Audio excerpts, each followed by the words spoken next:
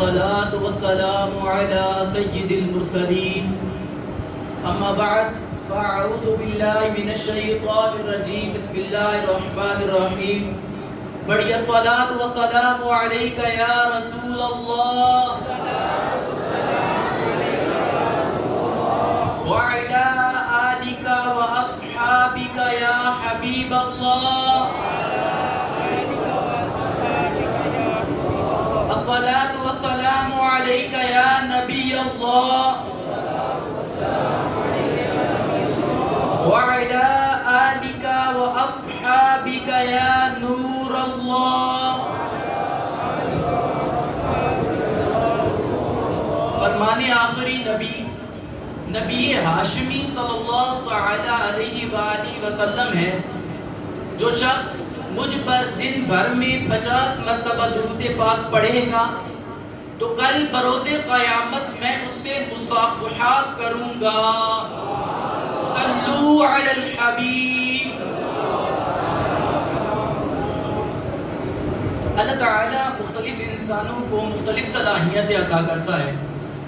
کوئی لحن داؤدی پا کر اچھا قاری قرآن بنتا ہے تو کسی کو وہ فہم قرآن عطا ہوتا ہے کہ وہ مترجم و مفسر القرآن بن کر سامنے آتا ہے.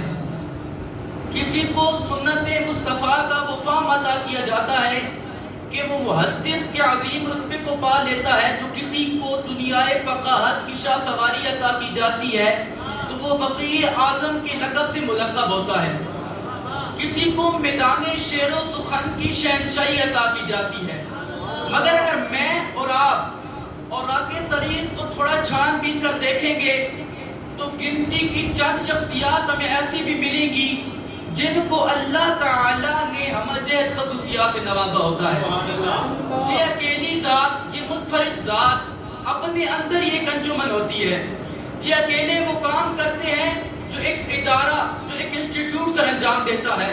انہی شخصیات میں سے ایک شخصیت امام اہل سنت، مجدد دین و ملت، حامی سنت، ماہی بدعت، عظیم البرکت، عظیم المرتبت، الشاہ الحاج الحافظ القاری امام محمد رضا خان سے بریلوی.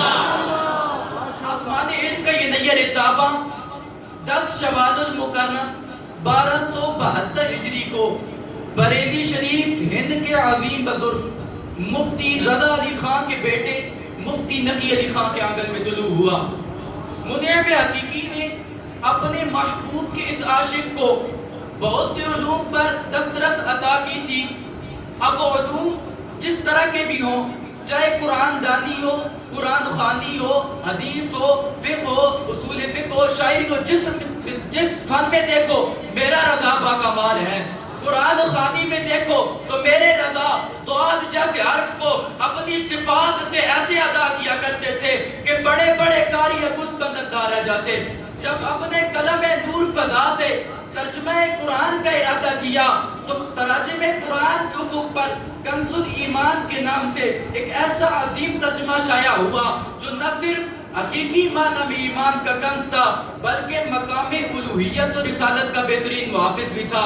تو کسی نے کہا نا اہل ایمان تو کیوں پریشان ہے، رہبری کو تیری کنز الایمان ہے، ہر قدم پہ یہ تیرا نگہبان ہے. یا خدا یہ امانت سلامت رہے، مسلک اعلیٰ حضرت سلامت رہے. اگر فقاہت میں دیکھوں تو میرے رضا جب مسند افتاء پر جلوہ آفری ہو کر اپنے قلم نور فضا سے مسائل فقہیہ کا حل فرماتے ہیں تو فتاوی رضویہ کے نام سے مسائل فقہیہ کا سمندر کوزے میں بند کر کے بتا دیتے ہیں. اگر شاعری کو دیکھوں تو داغ دہلوی جیسوں نے جب میرے رضا کی شاعری پڑھی تو کیا کہا؟ کہتے ہیں ملک سخن کی شاعری تم کو رضا مسلم، ملک سخن کی شاعری تم کو رضا مسلم، جس سمت آ گئے ہو سکے بٹھا. اللہ تعالیٰ نے اپنے محبوب کے اس غلام کو بہت سے علوم فنون عطا کیے تھے.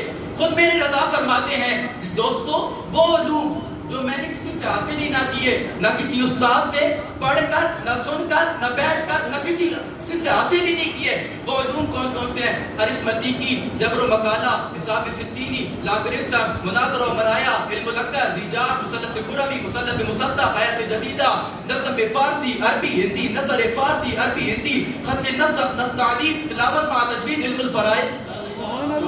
یہ وہ علوم تھے میرے رضا کے، نہ کسی سے پڑھے نہ کسی سے سنے۔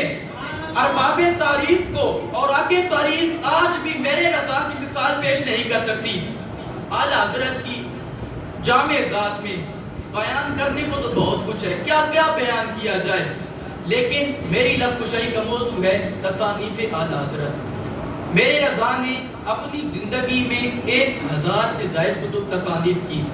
ایک طرف تو آپ کے قلم نور فضا کے پروئے پھولوں سے گلستان عشق معطر ہوا، تو دوسری طرف جب اسی خنجر رضا نے جس کے بارے میں میرے رضا نے کہا تھا کہ رضا ہے خنجر خوخار برق بار، آدھا سے کہہ تو خیر بنائے نشر کرے، جب یہی خنجر رضا اپنی مضبوط دلائل و تحقیقات کے ساتھ بد مذہبیت کے قلعوں کا احصار کیا تو انہیں زیر و زبر کر کے بتا دیا کہ یہ رضا کے نیزے کی مار ہے، کہ عدو کے سینے میں غار ہے، کسے چار جو ہی گوار ہے، یہی بار بار سے میرے رضا کے دور میں ایک فتنہ نہیں تھا، یہ مجدد تھا۔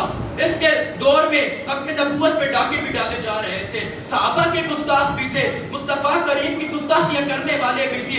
کوئی کہہ رہا تھا کہ مصطفیٰ کو وہ علم حاصل ہے، زید و عمر بکر سب کو حاصل، ارے یہ کون سی بات ہوئی؟ کوئی کہتا ہے مصطفیٰ جس کا نام محمد علی ہے وہ کچھ کر نہیں سکتا۔ میرے رضا نے کہا ایسا نہیں ہے، میرے رضا نے اگر میں ترتیب وار چلوں تو میرے رضا نے قادنیت کو نمبر لگایا اور اپنے خنجر رضا سے السوء والعقاب علی مسیح الکذاب، الصارم الربانی علی اسراف القادیانی، قہر الدیان علی مرتد بقادیان، المبین لکھ کر قادنیت کے قلعوں کو کھلا کما کر۔ اگر رافضیت کی بات آئی تو یہ شیخین پہ بھونکنے والے، یہ شیخین کے بارے میں باتیں کرنے والے، یہ صحابہ کی گستاخیاں کرنے والوں کے بارے میں میرے رضا نے الادلۃ الطائنہ فی آذان الملائنہ لمعۃ الشمع لحد الشیعۃ الشنیہ لکھ کر رافضیت کی جڑیں کاٹ دی۔ اب ناصبیت بھی اپنے بل سے سر اٹھا رہی تھی۔ اب میرے اعلیٰ حضرت نے بھی تو دیکھنا تھا، میرے رضا نے اپنا خنجر پھر چلایا اور الرائحۃ العنبریہ من المجمرۃ الحیدریہ لکھ کرنا ان کی بل پر اپنی اڑی۔ اب وہابیت تھی، انہوں نے ایک گستاخی کی نہیں تھی، کبھی کیا کبھی کیا کبھی کیا۔ اب جس نے جہاں مصطفیٰ کریم کے بارے میں گستاخی کی نا اس کو وہاں خنجر رضا کا وہاں خنجر رضا کا بات پہنچا۔ اب وہابیت کی باری تھی۔ میرے مصطفیٰ میرے اعلیٰ حضرت نے سلطنت المصطفیٰ فی کل ملکوت البراء اسماع الاربعین فی شفاعت سید المرسلین الدولت المکیہ بالمادت الغیبیہ لکھ کرنا وہ تماچے مارے ان کے منہ پر، آج بھی ان کے چہروں پر اس کے نشان تازہ ہے۔ خنجر رضا سے کیے گئے وار کا ایک زخم ان کے جسموں پہ تازہ ہے، بھرتا ہوا دکھائی دیتا نہیں، بھر سکتا بھی نہیں، کیونکہ یہ رضا کے نیزے کی مار ہے، عدو کے سینے میں غار ہے، کسے چارہ جوئی کا وار ہے، یہی بار سے بار ہے۔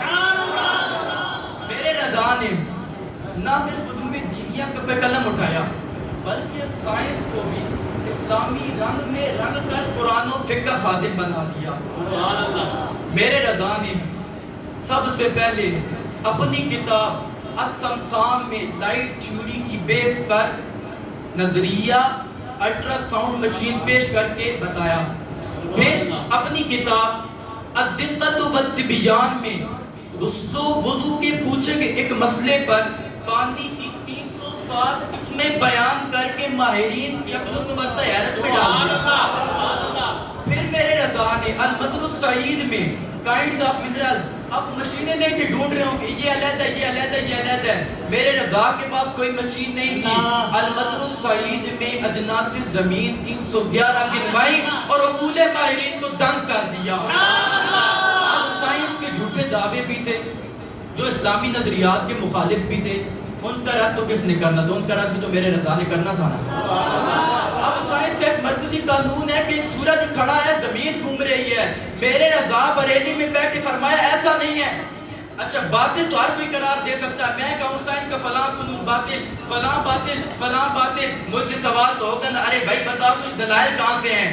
میرے رضا نے صرف باطل قرار نہیں دیا، نزول آیات فرقان میں اس قانون کو چیلنج کیا، 115 دلائل کے ساتھ رد کر کے پھر کہا یہ رضا کے نیزے کی ماں ہے، اس کے سینے میں وار ہے، اسے چارہ جوئی کا وار ہے، یہی بار بار سے پار ہے.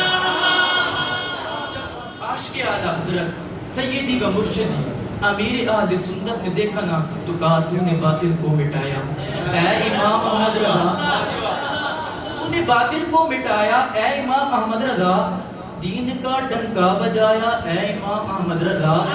کفر و باطل کا تھا جس دم دور دورہ ہند میں، کفر و باطل کا تھا جس دم دور دورہ ہند میں، تو مجدد بن گیا اے امام احمد رضا.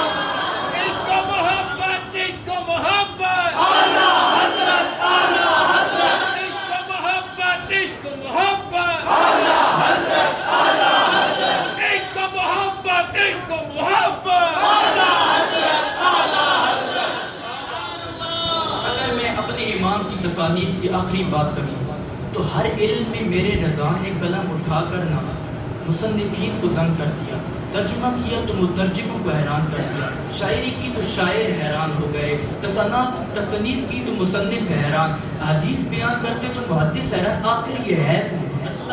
ارے یہ ہے کون؟ علم العقائد میں 31، علم الکلام میں 17، علم التجوید میں 2، علم تفسیر میں 6، علم حدیث میں 11، علم فقہ میں 15، علم الفضائل میں 30، علم المناقب میں 18، علم المناظر میں 18، علم تصوف میں 3، علم الاذکار میں 5، تاریخ میں 3، توقیت میں 2، حیات میں 3، ارثمتیکی میں 3، ریاضی میں 3، علم الہندسہ میں 3. یہ کتابیں لکھ کر نا مصنفین کی عقول کو دنگ کر دیا. ابھی یہ کیا ہو رہا ہے؟ 66 سالہ زندگی کو اگر ترتیب دیا جائے نا تو میرے رضا کی زندگی کے دن بن گئے 24,000. کتابیں لکھی 1,000. اب اعلیٰ حضرت کی زندگی 8 سال میں پہلی کتاب لکھی ہے، اور دن نکالنے پڑیں گے. اگر نہ بھی نکالوں تو ہر 24 دن میں عاشق مصطفیٰ یہ غلام مصطفیٰ ہمیں ایک کتاب دیا کرتا. پھر کیوں نہ کہیں ہم اعلیٰ حضرت کا شکر کیوں نہ منائیں، ہم اعلیٰ حضرت کے احسان کیوں نہ مانیں. اعلیٰ حضرت نے سنیت پر وہ احسان کیا ہے نہ رضا سے پہلے کسی نے کیا نہ رضا کے بعد اب کوئی مثال ملے گا. تو دعا ہے اللہ پاک ہمیں مرتے دم تک آخری سانس تک مسلک رضا پر کر بند رکھے، اسی ماحول میں زندہ رکھے، اسی ماحول میں موت عطا فرمائے. آمین بجائے خاتم النبی.